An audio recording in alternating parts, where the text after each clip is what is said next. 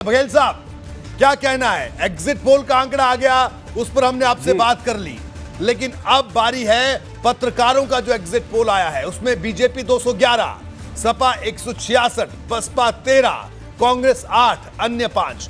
पहली प्रतिक्रिया एसपी सिंह बघेल साहब आपकी।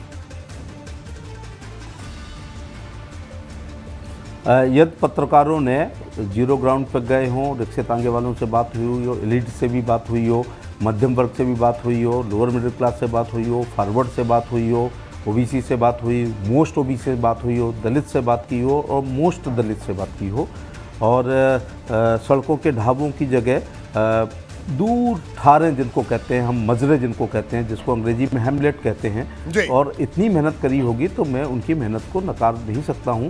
लेकिन पूरी तरह से ना तो एग्जिट पोल कोई स्वीकार करता है, ना पूरी तरह से नकार सकता है। लेकिन नाई कितने बाल वो परसों आ जाएंगे। लेकिन जो हमारे समाजवादी पार्टी के प्रवक्ता हैं वो इसको निश्चित तौर से मना करेंगे। तो मीठा मीठा तो गप गप करना चाहते हैं और कड़ुआ कड़ुआ थू थू करना चाहते हैं। ये है एग्जिट पोल पर। लेकिन तो एसपी सिंह बघेल मैं साहब, अपने आप में एक एग्जिट पोल हूँ, क्योंकि मैं तीसरे राउंड का चुनाव लड़ रहा था।